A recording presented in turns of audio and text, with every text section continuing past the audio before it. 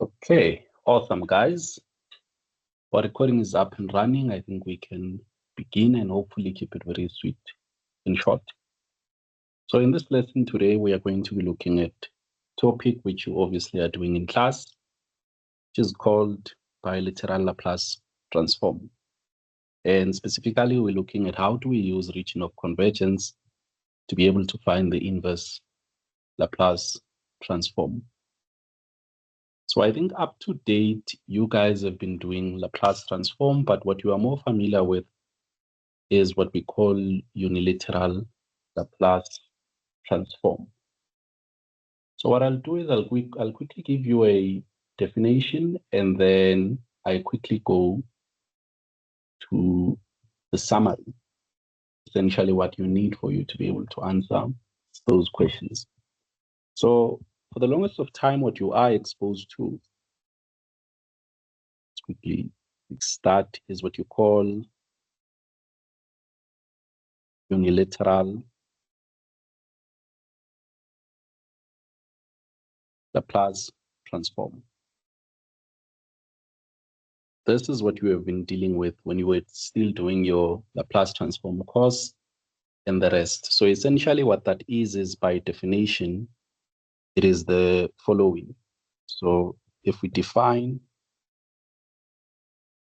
a unilateral Laplace transform, it is if we are taking the Laplace transform of a function, consider f of t, a unilateral Laplace transform, guys, is one where we start from 0 up to infinity, and we have f of t multiplied by e to the negative ts dt. This is what you call your unilateral Laplace transform, which you've been doing for the longest of time. And as an example, there's common, what you would call it, Laplace transform, which you will need to know. So I'll just say common forms that you need to know. So from this, what you remember, guys, is that you have a couple of things that you need to remember, like the Laplace transform of e to the power of alpha t. If you remember, this is usually 1 over s minus alpha, which is very easy and you guys should remember. And from your unilateral Laplace transform, which you did back then, the Laplace transform of e to the n, you remember, guys, what is it? Anyone? Let's quickly take a stab on it and we move on. This should be very easy, no need for time. What is the Laplace transform of t to the n? I see a hand from Amanda, you can go ahead. What is it? Just check. I think you might be muted.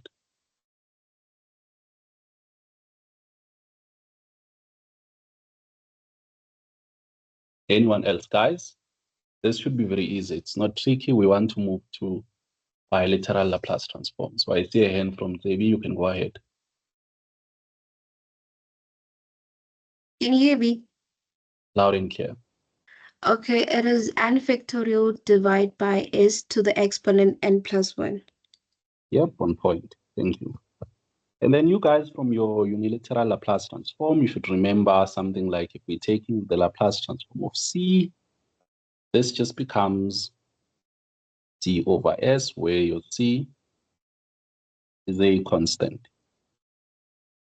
And as you will realize, guys, there's many other forms of, your Laplace transform that you can take. But one which I need to highlight is this one, which is that if we are taking the Laplace transform of e to the alpha t, multiplying f of t, this is the same as f of s minus alpha. So we'll find the Laplace transform of f of t, then wherever we see s, we'll do s minus alpha.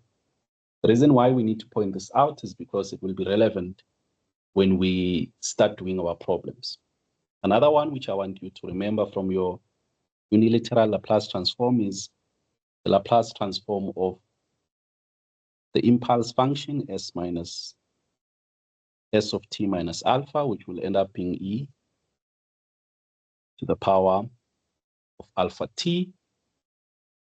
Yeah, I think these should be good enough to get us going. Yeah, I think so. So now that you quickly remember what is happening with unilateral Laplace transform, guys, let's jump into bilateral Laplace transform, which is where your region of convergence comes into play. Bilateral Laplace transform.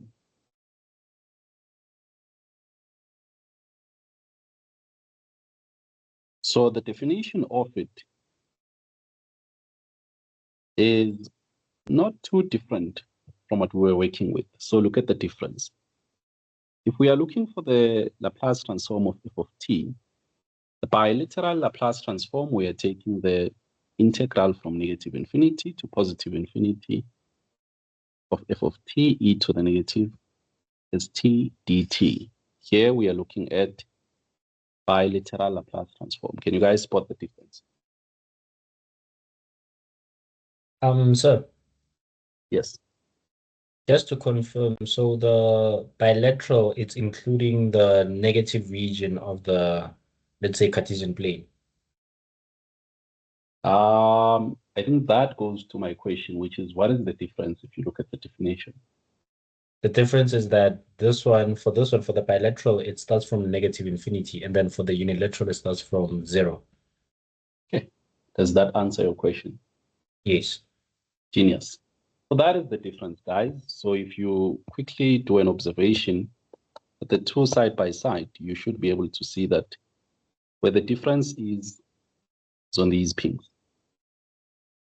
So one is from 0, or it looks at one side, and one is looking at, the negative region and also the positive region.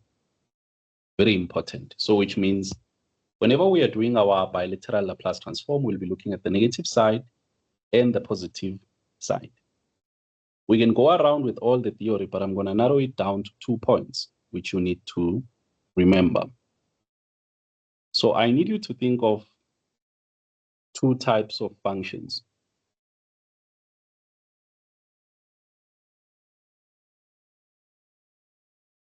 So I need you, one, to think, or at least understand, that we have a function which we call a right-sided function.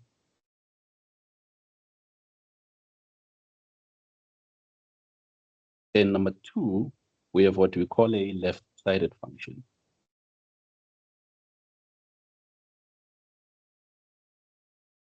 Once we understand these 2, your region of convergence should be as easy as counting 1, 2, 3 to 10. So with right-sided functions, what is happening, guys, is you have a function which, let's maybe deal with right-sided here. So yeah. So with right-sided functions, those who have interest, what you are looking at is a function which, as you take your t to approach infinity, it converges on the right-hand side, or it converges as your t goes to the right-hand side. So if I can quickly do a sketch for you, you're looking at something like this. See, yeah. So let's consider and remember that whatever which we do, guys, for those who have studied this thing, so I'm going to assume you know a bit. On this axis, what we usually have is S. And remember, your S is made up of the real part and the imaginary part. So what I'm going to assume here is that we have a pole at alpha. That is where our pole is at. So how a right-sided function will behave with the pole there is its region of convergence will be facing to the right-hand side. So it means our function will converge as we go towards right-hand side, like that. That is how a right-sided function would behave. And remember, those who might have forgotten, how you get a pole is you look at your function in the frequency domain and then set the denominator to be 0. So what we do is you set, we'll get into that, the denominator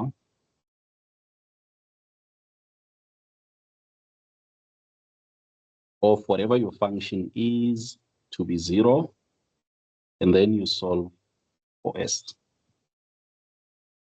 That s there, which you will find, will be s is alpha, which is what we call a pole. And when you are dealing with the numerator, we call them zeros. So I'm sure some of you remember this. With this out of the way, let's quickly have a look at left-sided function.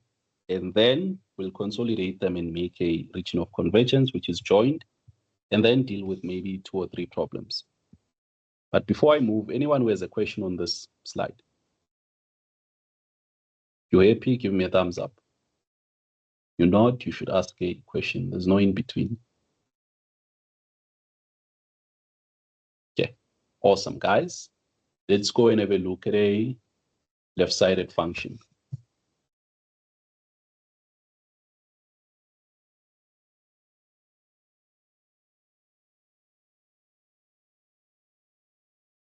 So with the left-sided function, we are going to have a similar setup as we did previously. Let's put up our S-plane. And remember, on the horizontal axis, you have your S value here. And let's consider our pole to be alpha, which is there. So a left-sided signal, how it will look will be as follows. We have a line at whatever value that pole is, call it alpha, and then a left-sided signal will converge as we go to the left-hand side. So essentially, as we go that side, that is where your function converges. Okay, that is about what we have with the left-sided signal. And how does this all come together? Where your alpha is obviously your pole. How this comes together, guys, is when we are now given a region which is in between. So left-sided, left-sided. So let's look at a two-sided,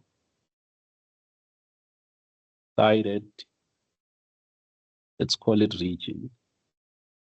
So a two-sided region, guys, would be one where, as you will see when we deal with problems, where you have your plane like this,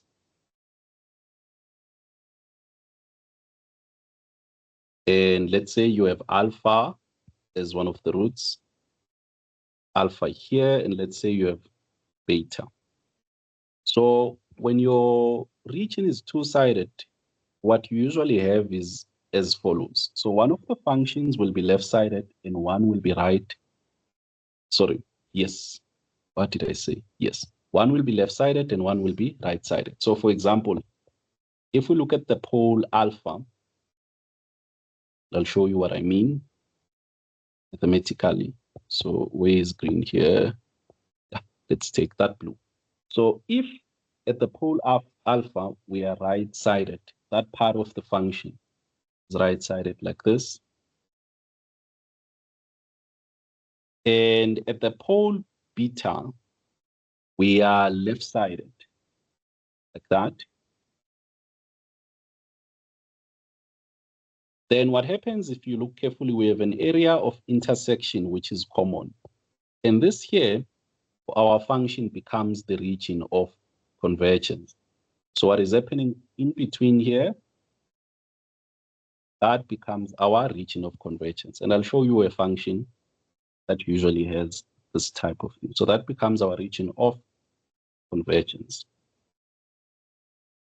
And how that you will be given in a question, as you will see with yours, is you will see that they will say ROC, which is region of convergence, is between beta and alpha. So it is in these situations that they usually give restrictions like this, where what you had was a right-sided function and a left-sided function. having an area of intersection, which becomes the green one, that becomes our region of convergence. So let me make a note. If you look at the gold, you will see that on the gold, we have a left-sided function, those gold arrows, and then for the blue, we have a right-sided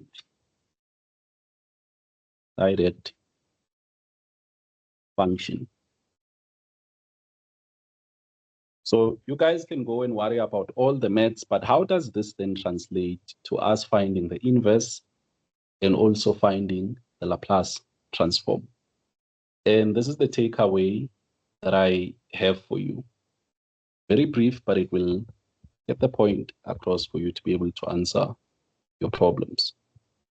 So here's a summary that I need you to note.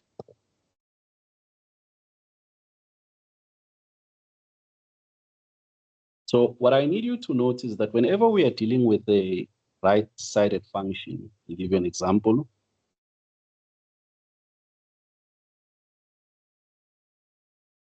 And the right-sided function which we are going to consider taking the Laplace transform of is this one. Let's say we are taking the Laplace transform of e to the alpha t, like this one, u of t.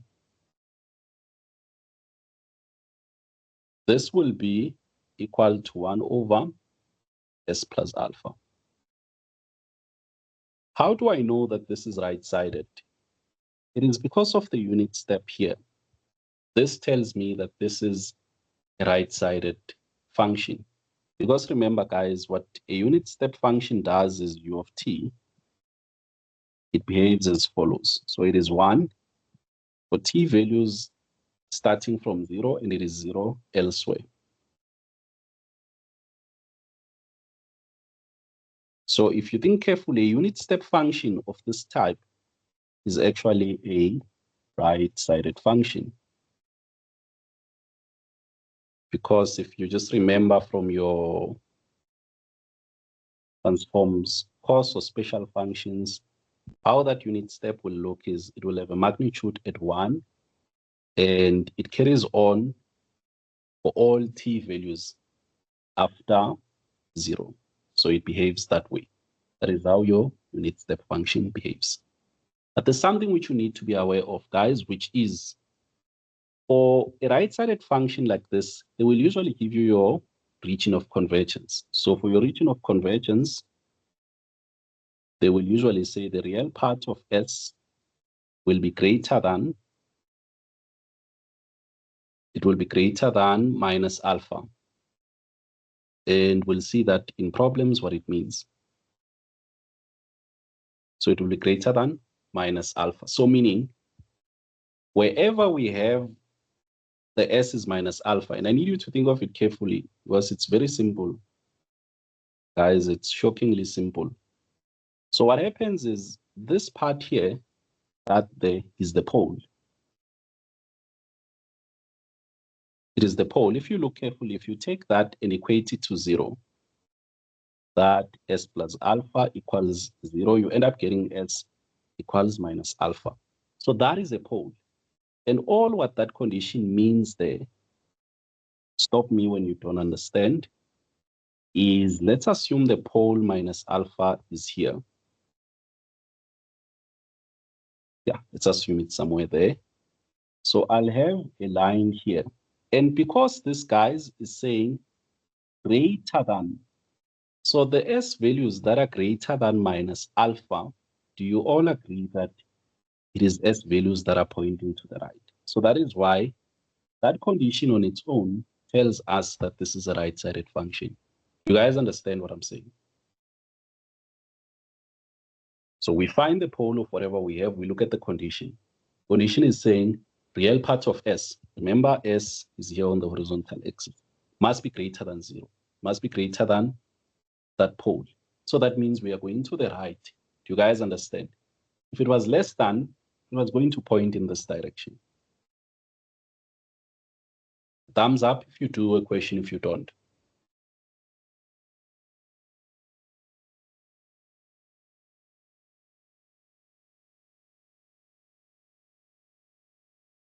Okay.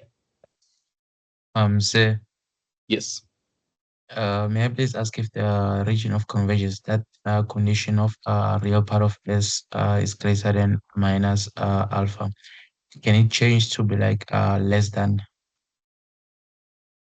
We do not, if we want to put it as less than, we would use a left-sided function. So we'll deal with that.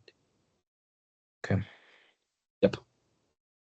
So that is a right-sided function, greater than that. So make a note of that. Then let's go to the left-sided one. And then from there, it should be very easy. And I need you to think carefully. Look at what is happening here. So meaning if we have something in the frequency domain and we figure out it's right-sided, the inverse just becomes this. And I need you to note even the U of t, it doesn't have any negatives, okay? Now let's go to the left-sided one. So let's have a look, the left-sided function. And with this one, I need you to listen carefully as you should have even with the right-sided one. So if we are taking the Laplace transform of, as an example, negative e to the negative alpha t, u of minus t, this becomes 1 over s plus alpha. So meaning, guys, you can be given the same function in the frequency domain, and then they say find the inverse. Look at how different this inverse is from the other one. It is a negative here, it is a negative here. So this is determined by the region of convergence. You don't understand your region of convergence, you will give the wrong inverse. Okay, what is the region of convergence in such a case? The minus inside here, the u of t, tells us that this is left-sided.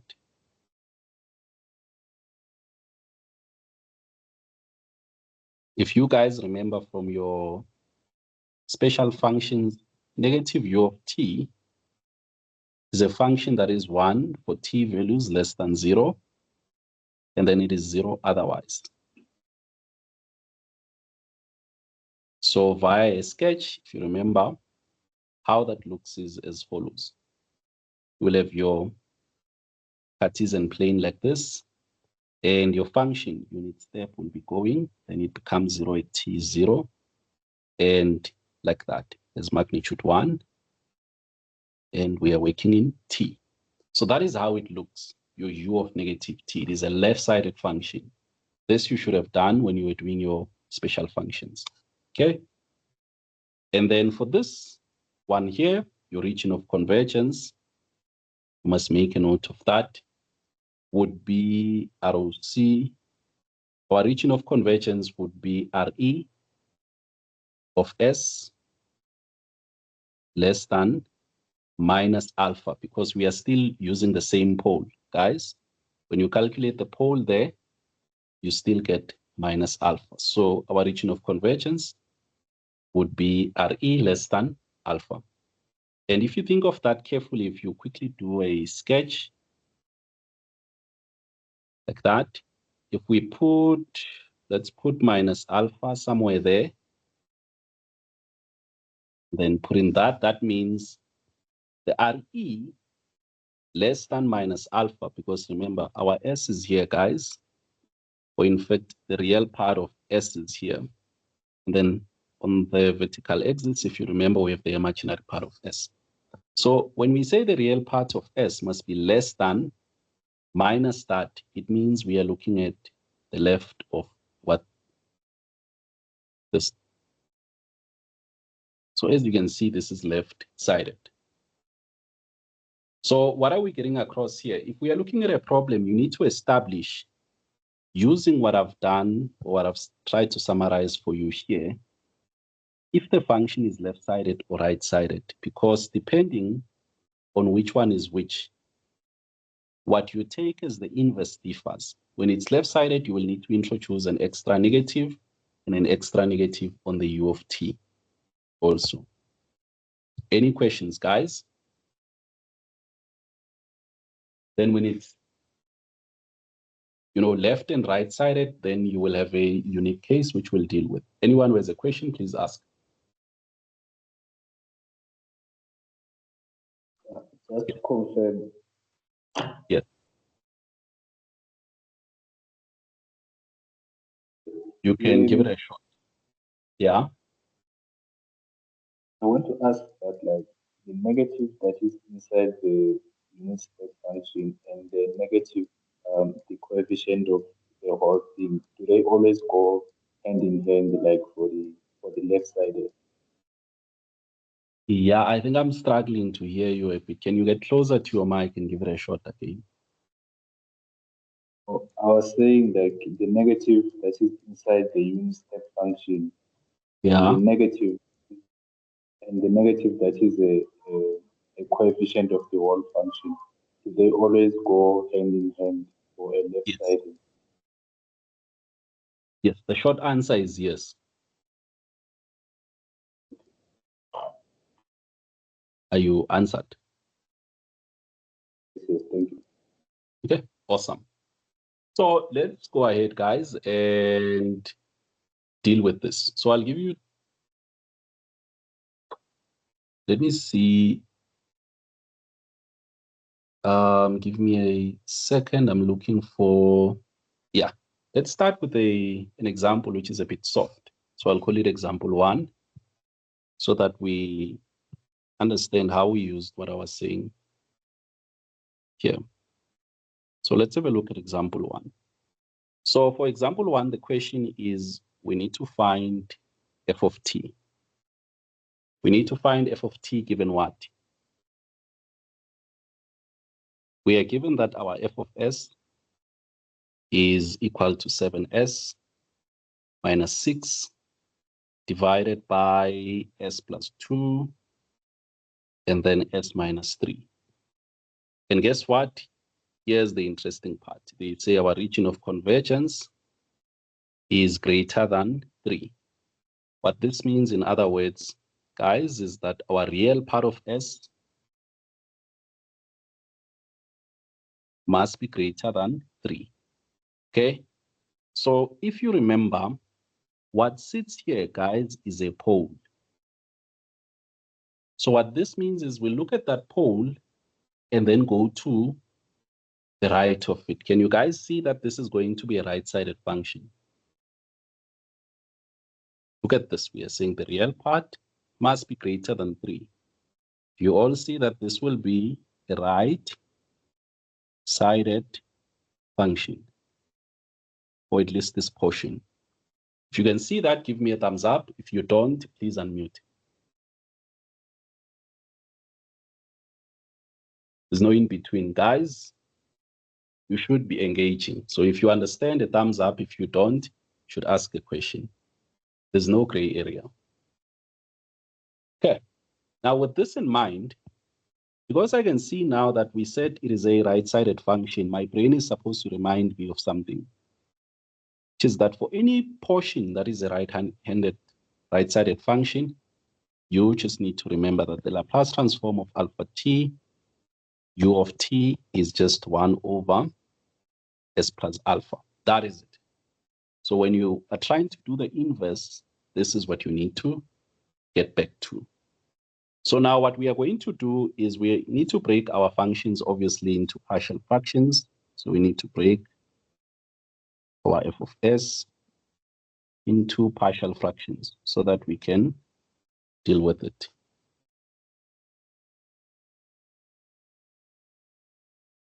And how I'm going to do so, guys, is I'm going to use something that is called the Heaviside rule. I think we have covered that a lot previously, s plus 2, s minus 3. So I'm going to have a divided by s plus 2 plus b divided by s minus 3. What am I going to use to get this done? I need you to guys go and revise what is called the Heaviside rule.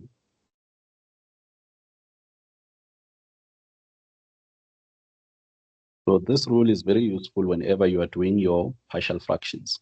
Okay? Yeah, that's okay. So what the Heaviside rule says, guys, is I'm going to get A. And how I'm going to get A is A is the numerator of S plus 2. So I'm going to cancel wherever I see S plus 2 on the other expression and have 7S minus 6 divided by, I will now have S minus 3. And I'll ask myself, what makes the denominator of A to be 0? If you think carefully, it is when S is minus 2. So that will be 7 into minus 2 minus 6 divided by minus 2 minus 3. And what is the answer which we get here, guys? Anyone? Let me see, that will be negative 14 minus 6 minus 5. That's negative 20 divided by 5. Looks like we'll get a 4. Okay. Then let's go for B. So for B, I ask myself exactly the same question. So B is on top of S minus 3. So I'm going to go to the equation and cancel S minus 3. What is left? I'm left with 7S minus 6 divided by S plus 2 on the numerator, on the denominator. Then I need to ask myself, what will make the denominator of B to be 0? Think carefully, it is when S is 3. So we'll have 7 by 3 minus 6 divided by 3 plus 2. Okay, so that will end up being 21 minus 6 divided by 5. That looks like a 15 over 3. 15 over 5, which will be 3. My apologies. So what we have for f of s is now easier looking. It is going to be, our a is 4. So we'll have 4 divided by s plus 2 plus 3 divided by s minus 3. Okay, there we go. So now this is in an easier form, guys. And what we need to remember is our region of convergence. We said that let your RE S be greater than 3. So this is right-sided. So if you look at our functions, it means we just need to convert them as they are. Right-sided functions, we just multiply them by u of t, and we don't do anything fancy on them. So this means when we are looking at f of t, which is the inverse Laplace of f of s, what I will have is, when I take the inverse Laplace transform of the first part, guys, I will get 4e to the negative 2t. This is this portion. And then plus, these functions are right-sided. So I will have 3e to the negative. Well, that's already negative, so that will be positive 3. So that will be 3t. And then u of t. Any questions, guys? This is for that portion. Very importantly, my u of t, I have a positive there because this is, I don't have a negative because that is a right-sided function. I see a hand there. You can go ahead. I just wanted to ask, like, how would left-sided look like? Suppose it was left-sided. You mean how would this look like if it was left-sided? Yes. The short answer is we would multiply the entire thing by a negative and then have u of minus t. Not sure if that makes sense. Okay. Right. Makes sense. Thank you.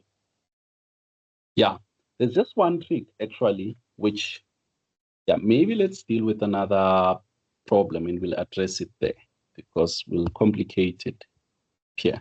So that is how you would deal with the right-sided function. So let me see if I can find a left-sided one. Sorry, sir, for disturbing you. Yep. So is it like every time after we've concluded that we're dealing with a right-sided function, after finding our Laplace transform, we always multiply by a unit step function of t, despite whatever value we got as our ROC? Yeah, that actually is a very good question. And the answer is we'll focus on the t. So the t will have a positive value or a negative depending on whether you are right-sided or left-sided. But if you remember, what can change our u of t can be if we have an e to the negative s. I'm not sure if you remember that. So we'd have, let me see. Yeah, in fact, maybe hold your question there. I'll answer it with a question. Yeah, I see what you're asking. Anyone else? I see there's another hand. You can go ahead.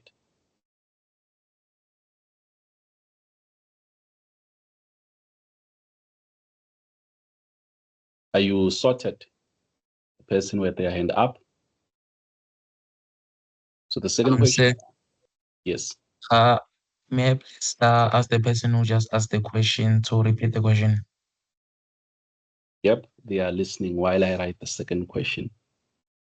The question I had was, after we concluded that we're dealing with a right-sided function, is it always the case that after finding our Laplace transform, we multiply our function with a unit step of t despite whatever value we got as our ROC initially? Okay, thank you. Okay. Yep, that was the question. So I'm going to try and answer it, or hopefully it will answer itself, maybe with this problem. So let's have a look at this one, 5e negative s divided by s plus 1, and then s plus 3. Okay, no, it is plus 2. And for this one, our region of convergence, we are told we are looking at greater than 1, which means the real part of s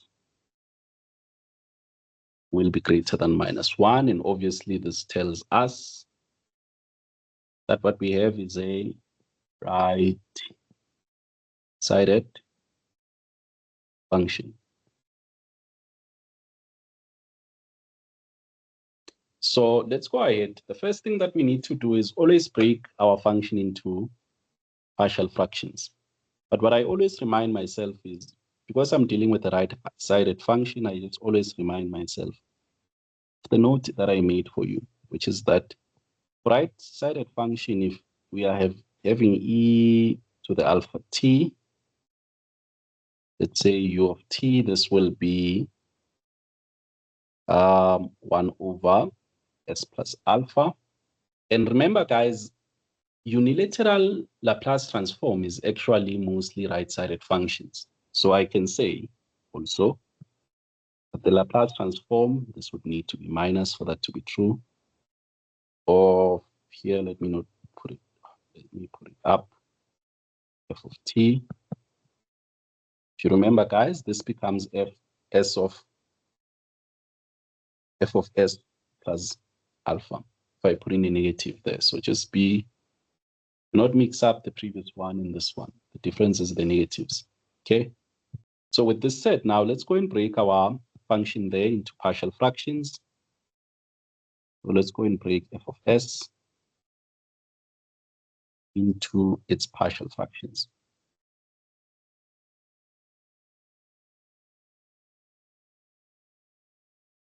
And as always, guys, I prefer using the Heaviside rule. So our f of s will be s plus 3, that's 5e to the negative s, divided by s plus 2, or plus 1, and then s 2. And how I'm going to do this is in 2 parts. So let me think about it carefully. Okay, yeah, it's okay. So we'll have s plus 3 over s plus 1, and then s plus 2, and then plus, we'll have another portion. Open the bracket, that will be 5 divided by s plus 1, and then s plus 2. And all of this, guys, is multiplied by the exponential term. So if you remember, we usually put it outside, because when we do our partial fractions, it really doesn't play a role, okay? So we'll split this problem into two parts. So we'll call this part 1, and we'll call this one part 2. So I'll quickly try and find what my partial fractions are. Let's start with part 1. So in part 1, if you observe carefully, we have s plus 3 divided by s plus 1, s plus 2, and I want to have a over s plus 1 plus b over s plus 2. And what I'm going to do, as we did previously, we are going to use the Heaviside rule, which for the purposes of your test and other future assessments, you need to make sure that you do evaluate. So let's go ahead and ace A here. So our A will be, we do exactly what I said. A is on top of s plus 1. We cancel s plus 1, and then we are left with s plus 3 divided by s plus 2. We ask ourselves, what will make the denominator of A to be 0? Think about it, it's -1. So we'll have -1 plus 3 divided by -1 plus 2. This will end up giving us a 2. Done with that. Now let's go for B. So for B, we'll do exactly the same thing. So we'll cancel s plus 2, s plus 2, and then we are left with s plus 3 divided by s plus 1. What will make the denominator of B to be 0? That will be when s is -2. So we'll have -2 plus 3 divided by -2 plus 1, which will end up giving us -1. So done with the part 1. So let's go to part 2, because I need those also. So let's go part 2. So in part 2, if you observe carefully, we have 5 over s plus 1, s plus 2. I'll zoom in. So what we'll have is we'll have c over s plus 1 plus d over s plus 2. And as we did with the previous one, let's go ahead and start by finding c. And our c will be what is on top of what is below c is s plus 1. So we cancel s plus 1 like that. And we are left with 5 divided by s plus 2. So what will make the denominator of c to be 0 is when s is -1. So which means we have 5 over -1 plus 2, which will give us 5. Done with that. Now let's go to d. So this will be 5 over. So with d, I'll cancel the s plus 2, which will give me 5 over s plus 1. The s, which will make the denominator of d to be 0, will be -2. So which means we'll have 5 minus 2 plus 1, which will be -5. Okay. So now that we have all of these, we can go and plug back and then see what happens. So our f of s, if you plug these all back, if you look at the a, that is 2. So I'll have 2 over s plus 1, and then plus our b is -1. So I'll have -1 over s plus 2. And plus we go inside the brackets. So for our c,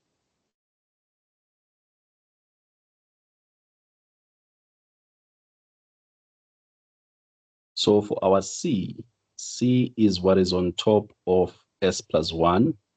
We found 5, okay? So that becomes 5 over s plus 1.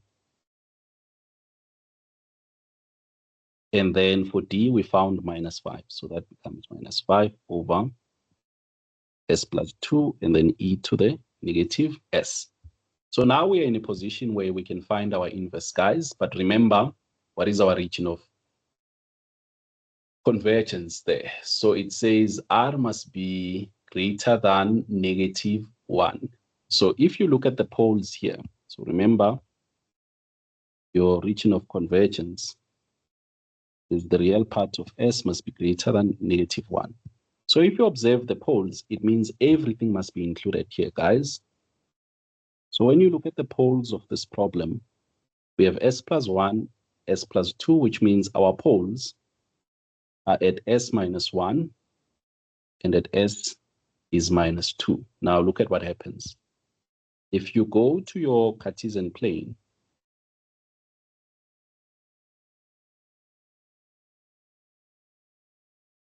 and this is a right-sided signal, obviously, and you have your minus 1 here and your minus 2. What that region says is come here at minus 1 and then be right-sided like that.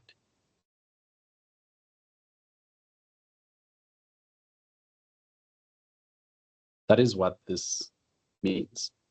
So now my question to you guys is, do you think this does anything to our problem?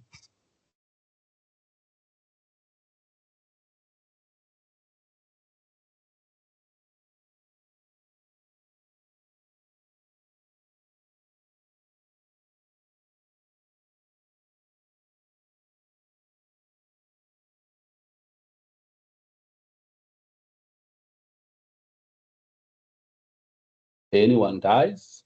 What do we do to finalize this?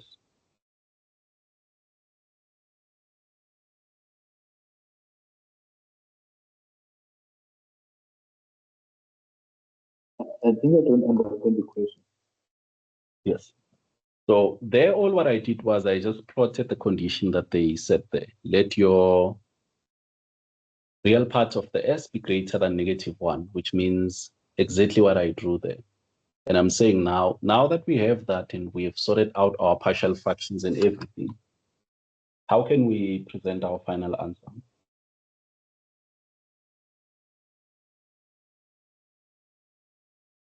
Yeah, let me take this to the next page. And in the interest of time, I'll answer that question so that we can get to where we have two regions. So for you to be able to answer this, guys, you needed to remember something that you learned long ago, first semester, which is this. So I need you to remember that when you are taking the inverse Laplace transform of, let's say, a function f of s multiplying e to the minus, let me use beta s like this. Do you guys remember what this is equal to? Anyone in the meeting?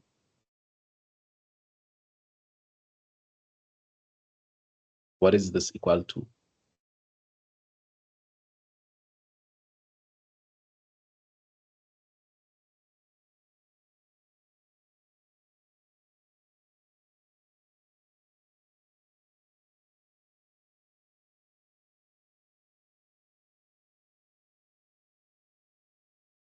Anyone, guys?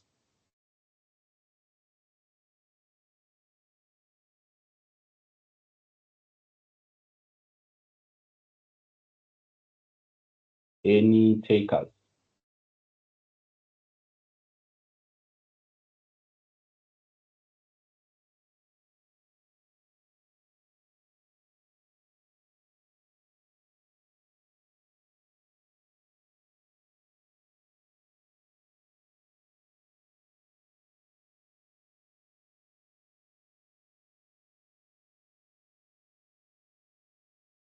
Okay.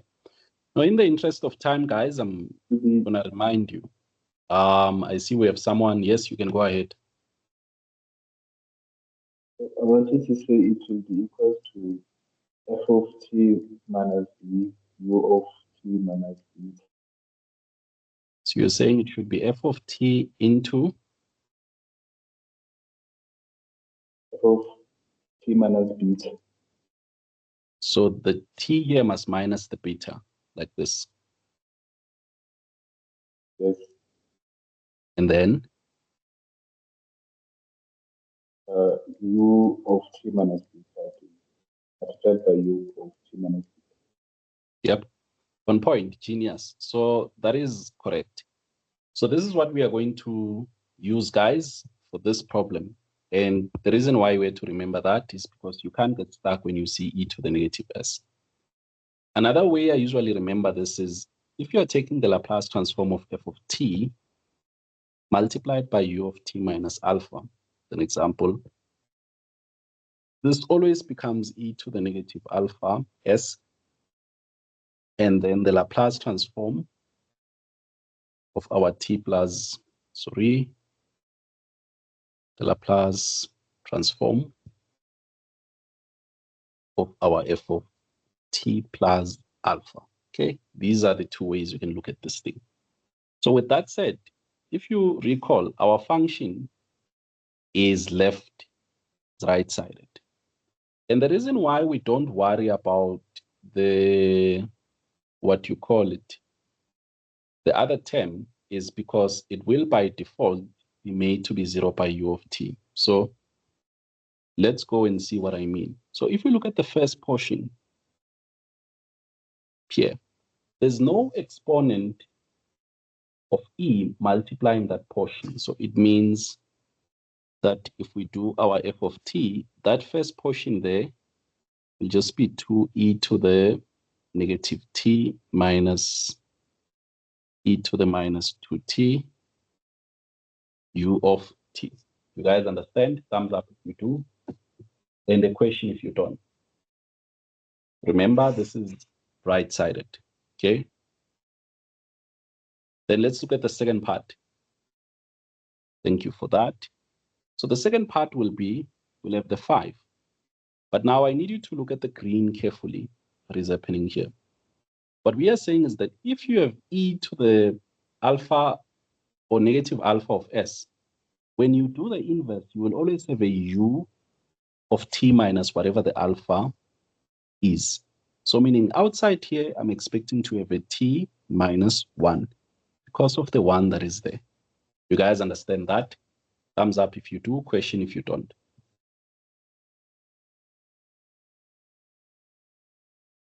Okay, awesome. And then now, if you look carefully, for us to move from whatever that we are taking the inverse of to what we had originally, wherever we see t, guys, we always put t minus alpha to go back. That is very important for you to remember. So what does this do to our problem? It means we would typically would have at e to the negative t, but I'm going to have t minus 1, then minus 5.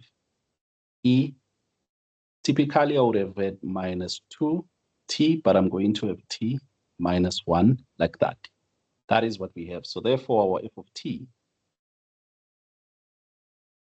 for this problem is 2e to the minus t minus e minus 2t u of t.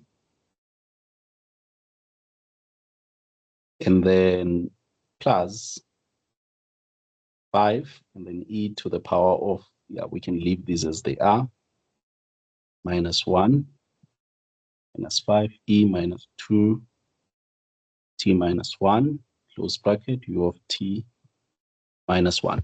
That is what you are supposed to get. You guys understand? Thumbs up if you do, the question if you don't. And then this brings me to the question which was posed by your other colleague. I forgot her name, but I think it was starting with T. Let me see. Yeah, I think you know yourself if you're still here. Did I answer your question? If not, please pause it again. No, sir, you did. Thank you. Okay, awesome. So let's see if I can get a left-sided one, guys, and then I look at one which is the region in between, and then we can close it off here. Yeah, I think I have questions which were forwarded by one of yourselves. So let me get one which is,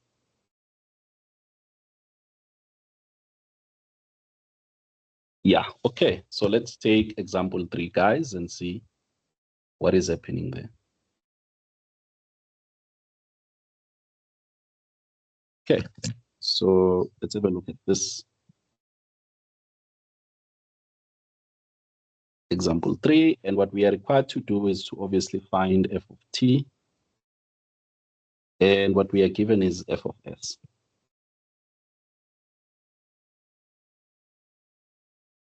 And I'll take a simple question to avoid a lot of work on my end. And by a lot of work, I mean to do a lot of partial fractions, but all these problems are equally easy. So let's have a look at this one, s plus 2. And what we have is our region of convergence being that our real part of s is between -1 and -2. Okay, this looks like more like one of the problems that you have. So if you look carefully, you should easily see that we have a function that this side here makes it to be left-sided, but this other end makes it to be right-sided.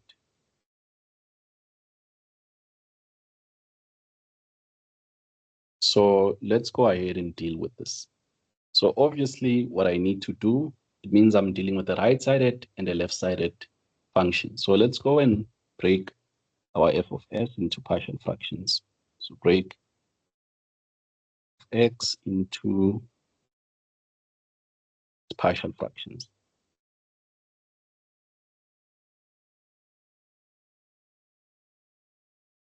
As always, I will use the Heaviside rule because I can. And I advise you guys to go and check out a video. I think there is one on YouTube that I did early this year, where it has partial fractions in case you are struggling with them. So we'll have a over s plus 1 plus b over s plus 2. So now all what we need to do is to use our famous Heaviside rule.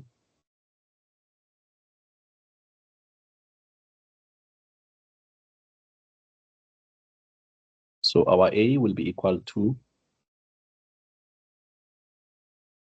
s divided by s plus 2 at s is -1. So if you look carefully, we'll have -1 divided by -1 plus 2, which will end up being -1. Okay, yeah. And then let's go ahead and have a look at our b. So our b will be s over s plus 1, and this is evaluated at x is -2. So we'll have -2 over -2 plus 1. This will end up giving us +2. So therefore, our f of s will be, our a is -1. So let me just write it as 2 over s plus 2, and then -1 over s plus 1. Okay, so I now need to figure out, of these two components, which one is left-sided and which one is right-sided. Anyone wants to give that a shot, guys?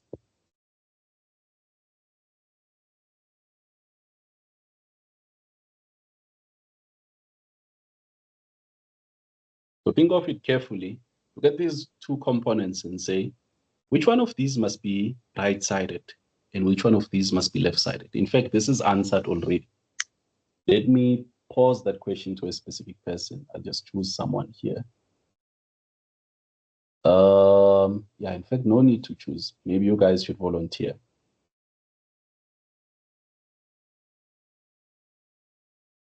Yeah, let me choose someone. I think there's a person who's called Wizaifa. Yeah, you can start by correcting me if I'm mispronouncing your name. My apologies. Then you can answer the question.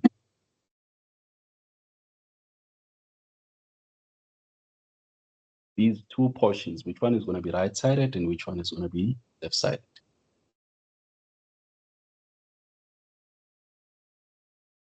You are talking, check if your mic is unmuted.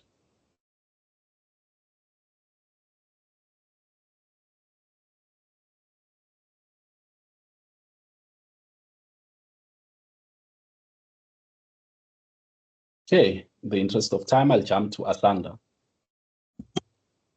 Which one is which? The two components, 2 over s plus 2 minus 1 over s plus 1. Which component should be right-sided and which one should be left-sided?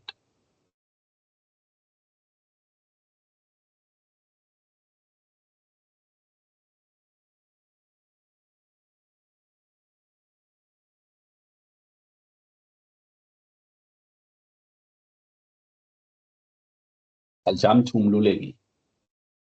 Guys, give it a shot. This should be very easy. Mluleki, which one is right-sided and left-sided here? Okay, I would think like from the initial conditions that were given, I would think the one with the s plus 2 would be right-sided and the s plus 1 would be left-sided. On point. Thanks for that. So this portion here, guys, will be right-sided. And we know how to deal with right-sided functions, isn't it? And this one here will be left-sided. So now let's go and deal with them. So the right-sided part, we know how to get that. So our f of t will be, the right-sided part will just be 2, and then times e to the power of minus 2t u of t. You guys agree?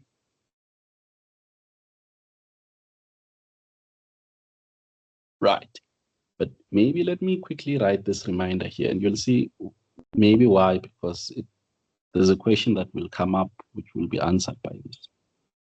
So if you remember, guys, we said when a function is right-sided, when you take the Laplace transform of e to the alpha t, or minus at least u of t, that becomes the same as 1 over s plus 1. And then when it is left-sided, ls, when you are taking the Laplace transform of negative e, negative alpha t, u of minus t, I'll write this in two ways. This becomes 1 over s plus alpha. In other words, for left-sided functions, you can also have the Laplace transform, negative alpha t, u of minus t. If you want to take the negative out, you could put it on the answer. So I can have, this is minus 1 over s plus alpha, with this s, with this negative here, yeah. When I convert back, I do not need to put it. So there's two ways we can go about this. So now back to our functions, f of t. The first portion is obviously right-sided. So we're going to have 2e to the minus 2t u of t.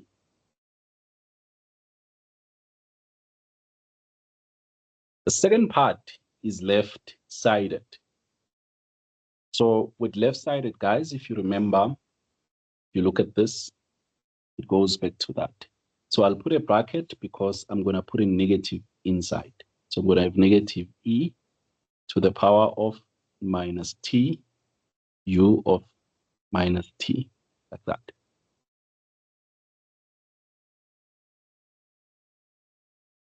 Okay, so which means my f of t finally will be 2e to the negative t, 2t, u of t, and then plus e to the negative t, u of negative t. So this would be my inverse. Do you guys understand? The question where you don't, or if you don't, the thumbs up if you do. There's no gray area, guys. It's either you get what I did here or you don't. And this is all just the build up from what we have been doing, where you're looking at a right-sided signal and a left-sided signal. When it's now a region where it's combined, you need to realize I have a right-sided signal and a left-sided signal. and I need to evaluate them differently, but combine the answer. So this is what we have, guys. And yeah, I think we can pause here. There's no further questions for me. Any questions from yourselves, guys? So you've done a region where both, we have a right-sided and a left-sided. You've done right-sided, left-sided, same principle I've shown you before. So you should be good to go and deal with your region of convergence. It's very easy, isn't it? Say this is something. Yes. Could it happen that we can have maybe complex poles? When you have, what about complex poles? Maybe let's say in the problem maybe you are given S over maybe something that is like complex numbers and stuff. Yeah, so how will you go about solving that? Or is the same thing? But my concern is about the imaginary part of S. Yeah, remember that when we are looking at our region of convergence, we never focus on the imaginary part. Look here, zoom, zoom, the real part.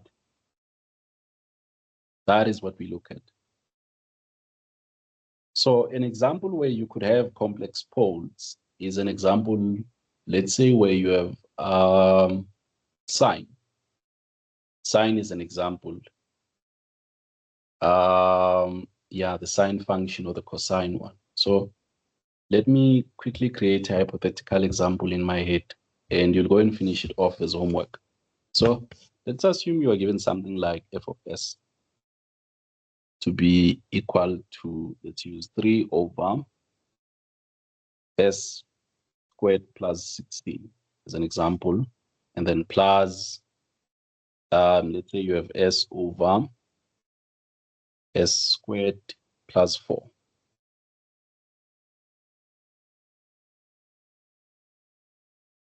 Plus 4, and yeah, let's say for our region of convergence, they say that let the real part of S be greater than, let me think, minus 4. Okay, yeah, something like this. So what will happen is you should easily realize that when you're looking at the poles here,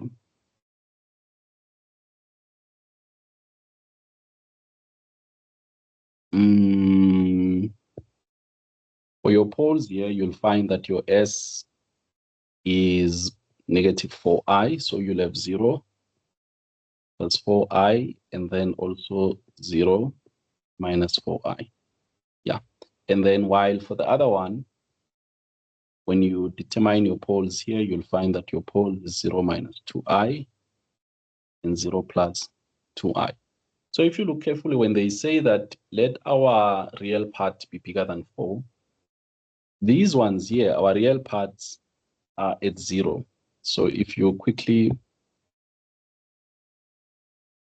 have a look at a sketch like this one, you will realize that our poles will be falling along this line. But what they are saying is that from negative 4, you consider everything going right to be your region of convergence. So to the right of this, that is your region of convergence.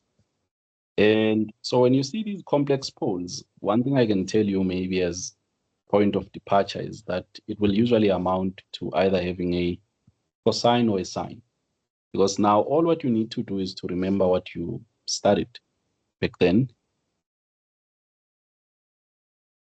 which is the Laplace transform of sine of bt, u of t. What is this? Anyone who remembers? And what is this one? Cos of bt u of t. What are these, guys? Take a shot at them, very easy. And it's useful as you study that you make yourself these notes and say, remember, remember, remember. Because you don't want to find out in the exam that, hey, I forgot some of these things. So what is the Laplace transform of sine of bt?